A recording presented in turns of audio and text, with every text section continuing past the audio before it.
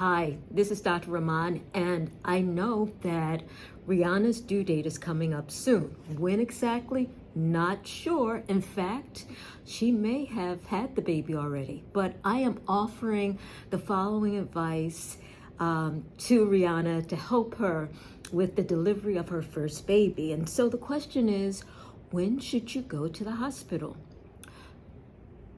There are three scenarios that come to mind. Well, actually, there are four scenarios. The first scenario is if you don't feel your baby move and it's been a couple hours, you need to go to the hospital and have the baby checked to make sure the baby's doing well. That's not common. That's not common. But if you don't feel your baby move and you know that the baby has a certain pattern and you haven't felt the baby move, you should lay down, lay on your side, put your hand on your abdomen, and just wait and see if you feel any movement. If there's no movement within an hour or two, you should have this checked. The more common things that happen towards the end of the pregnancy is you may break your bag of water. And it can happen in one or two ways. There may be a gush of fluid, undeniable. That's the only thing that it could be. Reason to go to the hospital. The other scenario is there's no gush, but there's a constant dribbling of fluid, and you know it's not urine. You need to go and you need to be examined to see if in fact you have broken your bag of water. The other possibility, the third possibility, is that there may be bleeding. And I'm talking about bleeding comparable to what you might see with a period. Unlike what people often call the bloody show. The bloody show is kind of blood and mucus mixed together.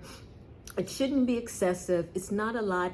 You see this bloody show as the cervix, which is the opening of the uterus, starts to soften and dilate. So to repeat, if you're not feeling your baby move, if you break your bag of water, if you have bleeding, time to go to the hospital.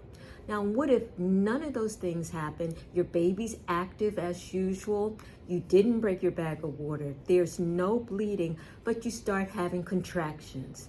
This is when you should wait. You should time your contractions. There is no rush.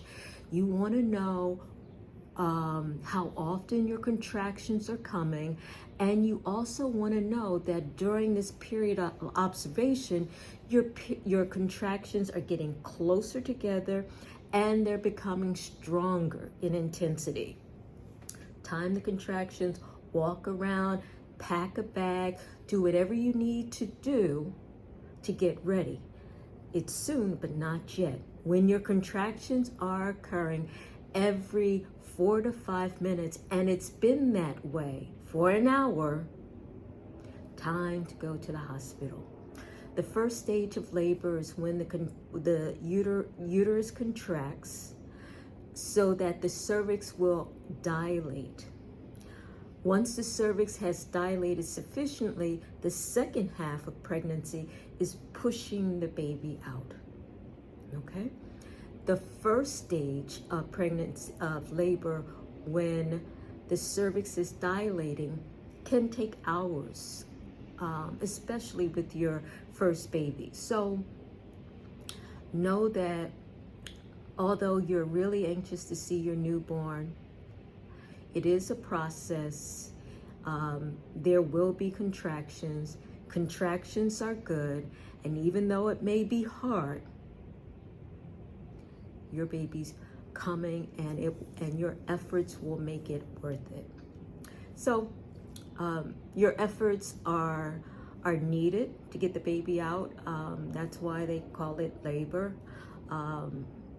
But you should be just fine, and I wish you the best. So Rihanna, if you hear this, I hope it's helpful. Otherwise, we'll be waiting to hear the news. Again, take care.